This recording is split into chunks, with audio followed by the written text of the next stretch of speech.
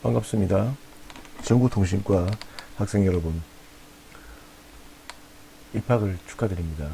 근본 코로나19 사태로 인해서 나라가 많이 시끄럽습니다. 그리고 지금 현재 심각한 상황에서 그래도 어느 정도 진정 국면에 접어든 것 같습니다. 하지만 아직까지 수업하는 것은 교육부 지침에 따라서 비대면 수업을 진행할 수밖에 없는 상황입니다. 이 점 양해 부탁드리고 수업을 진행하도록 하겠습니다. 먼저 제가 맡은 과목에 대해서 여러분들이 저에게 들을 과목에 대해서 소개해 드리겠습니다. 월요일 같은 경우에는 정보통신 실무, 월요일 오후에는 기초전자실습, 수요일에는 디지털공학 실무, 이 세 과목을 저에게 수업을 듣게 됩니다. 그런데 지금 현재 여러분들 교재가 없는 것으로 제가 알고 있고요. 그리고 또 이 세 과목 모두 실험 실습 위주의 과목이다 보니 이론으로 할 수 있는 것이 한계가 있는 건 사실입니다. 그래서 최대한 실험은 할 수는 없지만 이론을 바탕으로 해서 수업을 진행하도록 하겠습니다. 그리고 또 이론에 대해서도 여러분들이 공대에 입학을 하였기 때문에 공대생으로서 가장 기본적으로 알아야 될 부분에 대해서 제가 하나씩 강의해 나가도록 하겠습니다. 그러니까 오늘 과목은 정보통신 실무와 기초전자 실습인데요. 이 두 과목에서 기초가 되는 부분을 통합해서 제가 수업을 진행하도록 하겠습니다.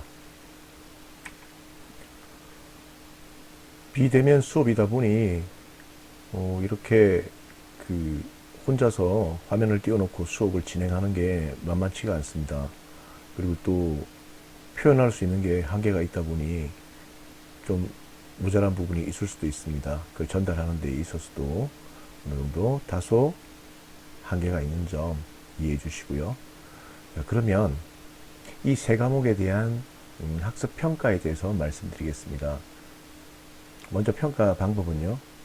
출석 20%, 중간고사 30%, 기말고사 30%, 그 다음 레포트 20% 이렇게 해서 토탈 100% 해서 성적을 처리하게 되겠습니다. 저는 이제 김정훈이라고요. 연락처는 아래와 같습니다. 메일 주소가 여기 있고요. 자, 그러면 이제 첫 수업을 이제 진행하도록 하겠습니다. 오늘 첫 챕터는 전기전자 통신공학의 물리적 기초, 전자기학에 대해서 살펴보도록 하겠습니다. 그 순서를 보시면 전기전자 통신공학의 기초와 전기의 이해, 자기의 이해, 전개와 자개에 의한 물질의 반응에 대한 특성, 그리고 전자기파의 이해에 대해서 설명하도록 하겠습니다.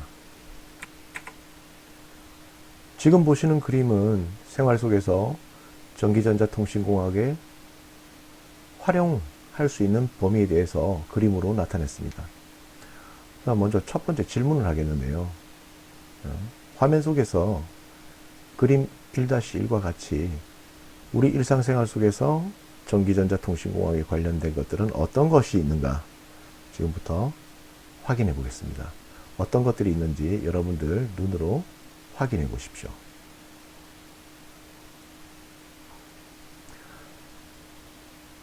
확인했습니까? 자, 그러면 어떤 것들이 있는지 한번 살펴보도록 하겠습니다. 전기 에너지 그리고 전기 신호로 동작하는 모든 기기들이 전기전자 통신공학에 관련되어 있는 걸 확인할 수 있습니다. 자, 그렇다면 두 번째 질문입니다. 전기전자 통신공학의 공통적인 응용 분야로 묶을 수 있는 것, 그리고 묶으면 어떻게 되겠는가에 대해서 이제 제가 질의를 던지겠습니다. 그러면 거기에 대한 답을 이제 살펴보도록 하겠습니다. 자, 이것이 생활 속의 전기전자통신공학의 응용 분야입니다. 먼저 크게 나눠보면요. 가전 분야가 있고요. 그 다음 방송통신 분야로 나눌 수가 있습니다. 자, 먼저 가전 분야를 한번 살펴보도록 하겠습니다. 하나, 둘, 셋 이렇게 체크를 하고요. 자, 첫 번째 조명기기가 있었죠.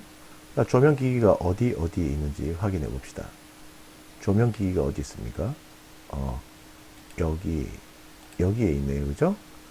스탠드, 형광등 이런 것들이 있고요. 그 다음 이제 전열기기가 있네요. 그러니까 전기 에너지를 열로 변환하는 전열기기에 대해서 한번 왼쪽에서 찾아봅시다. 네, 찾았습니까? 네, 여기 다림이랑 라지에터 이런 것들이 있다. 그죠? 네. 다음은 동력기기에 대해서 이제 찾아보도록 하겠습니다. 이거는 전기 에너지를 힘으로 변환하는 걸 동력기기라고 하죠. 전기 에너지를 이용해서 움직이는 동력기기 어떤 것들이 있을까요? 네, 여기 있습니다. 선풍기, 청소기, 네, 세탁기 이런 것들이 네, 동력기기가 되겠고요. 다음 조리기기에 대해서 한번 찾아볼까요? 네, 여기 있네요. 전기오븐, 전자레인지 이런 것들이 있고요. 다음 방송통신 분야에 대해서 한번 보도록 하겠습니다. 자, 방송기기는 어디 있을까요? 이 방송기기라는 거는 전기 신호로 해서 특정 다수에게 정보를 전달하는 겁니다. 어떤 것들이 있습니까? 네, 여기 TV랑 라디오가 되겠네요. 다음은 통신기기에 대해서 한번 찾아보도록 합시다. 이 통신기기는 전기 신호로 특정인들끼리 정보를 교환한다고 합니다. 그러면 여기에 있는 그림들 중에서 전화기와 팩스 그리고 컴퓨터가 되겠네요. 자, 그럼 이제 예제 문제가 나가도록 하겠습니다. 예제 문제를 읽어보도록 할게요. 우리가 흔히 사용하는 휴대전화 그림 1-2의 전기전자통신공학의 응용 분야에서 어디에 속하는지, 휴대전화는 어디에 속하는지 여러분들이 한번 같이 고민해 봅시다. 휴대전화는 빛, 통신, 그리고 방송, 응용의 복합체이다 라고 풀이를 했네요. 자, 일단 휴대전화는 빛을 응용을 해야겠죠. 빛으로서 이제 휴대전화에 어떤 표시를 하게 되죠. 그리고 방송도 볼 수 있고요. 그리고 여러분들 요즘 많이 하는 유튜브 방송을 보거나 아니면 카카오톡, 밴드 이런 것들 많이 하죠. 문자, 음성, 영상 데이터 등을 이제 각종 정보를 교환하는 통신 응용 분야도 포함되겠습니다. 그렇다면 전기전자통신공학이란 과연 무엇인가? 네, 여기에 나와 있는 것처럼 전기에너지 또는 전기신호의 발생, 전달, 사용 등에 관한 이론과 기술을 체계한 학문을 우리는 전기전자통신공학이라고 합니다. 자, 그렇다면 여기에서 제가 여러분들에게 질문을 던질게요. 전기전자통신공학에서 가장 중요한 물리적 기초가 되는 학문은 무엇인가? 여러분들 한번 고민해 봅시다. 무엇일까요? 네, 듣기에 생소하시겠지만 전자기학입니다. 이 전자기학에 대해서 이제 앞으로 지겹도록 설명을 하도록 하겠습니다. 다음은 전기전자통신공학의 세부 구성에 대해서 살펴보도록 하겠습니다. 크게 세 가지로 분류가 되는데요. 첫 번째는 전기공학, 두 번째 전자공학, 세 번째 통신공학으로 나눠집니다. 자, 여기에서 공통점이 있는데 이 세 가지의 공통점은 무엇이냐면 전기와 자기에 관한 현상과 원리를 응용한다는 겁니다. 자, 그래서 아래 그림을 보도록 합니다. 먼저 화면 속에 왼쪽에 있는 걸 한번 봐보세요. 여기 보면 전기공학에 대해서 나와 있습니다. 자, 여기는 이 그림은 뭘 뜻합니까? 뭘 의미하는 거죠? 네, 여기 보면 제가 볼 때는 변전소와 송신탑인 것 같습니다. 네, 그래서 전기 에너지의 발생 그리고 처리, 전달을 위한 시스템이 구축되어 있죠. 지금 현재. 그 다음 아래쪽에 보시면 가운데 아래쪽을 보도록 하겠습니다. 이것은 이제 통신공학에 대해서 설명을 하려고 이런 그림을 넣은 것 같습니다. 전기적 신호의 발생, 처리, 전달을 위한 시스템. 이것이 통신공학이고요. 이제 세 번째 오른쪽에 있는 게 전기 에너지와 전기 신호의 변환 및 처리를 위한 전자부품 회로를 우리는 전자공학이라고 합니다.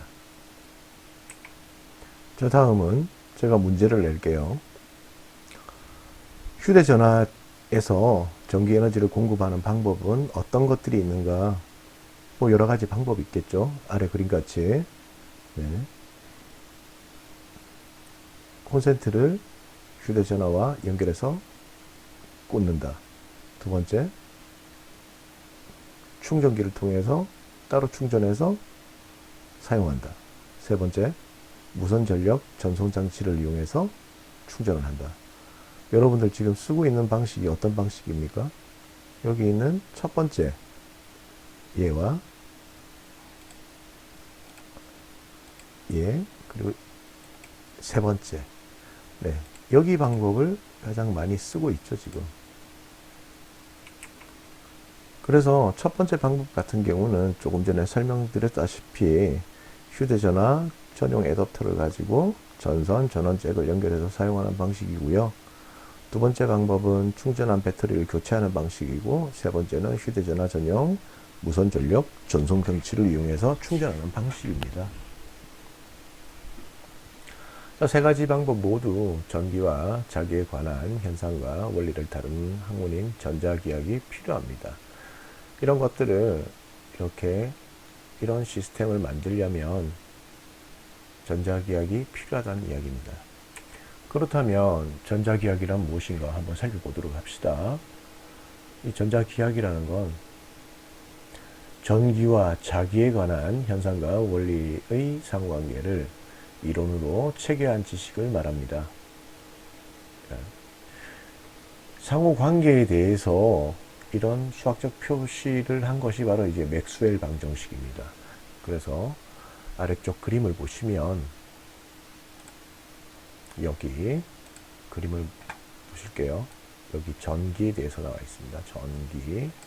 전기 현상과 원리에 대해서, 그리고 자기 현상과 원리에 대해서, 각각의 특성에 대해서, 그리고 이러한 상호 관계에 대해서 표현한 것이 이제 맥스웰 방정식이 되겠습니다.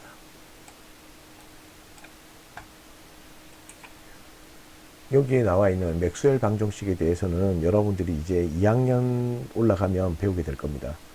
지금 현재 1학년 과정에서는 맥스웰 방정식을 배우지는 않습니다. 맥스웰 방정식이 있어서 전기와 자기의 상호관계를 이렇게 표현할 수 있다까지만 이해하시면 되겠습니다. 좀 더 깊은 내용은 2학년 올라가서 배우도록 하겠습니다.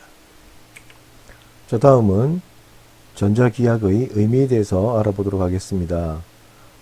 전자기학에서 다루는 힘은 전기력과 자기력이 있습니다. 전기력이라는 것은 전기현상의 관점에서 이루어지는 힘을 전기력이라 하고요. 자기력은 자기현상의 관점에서 이루어지는 힘을 자기력이라고 합니다. 그러면 전자기학의 의미는 전기력과 전기현상과 그 다음 자기현상이 상호 연관성을 가지고 어떤 변환관계를 가지면서 공통된 원리를 배우는 그런 학문이 되겠습니다. 그리고 전자기학에 대해서 말씀드리면 이 전자기학은 전기전자통신공학의 모든 분야에 공통적으로 적용되는 기본적인 동작 원리를 제공하기도 합니다.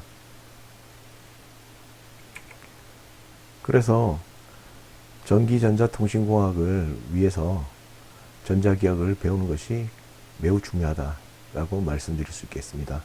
자, 그러면 잠시 쉬었다가 다시 보도록 하겠습니다.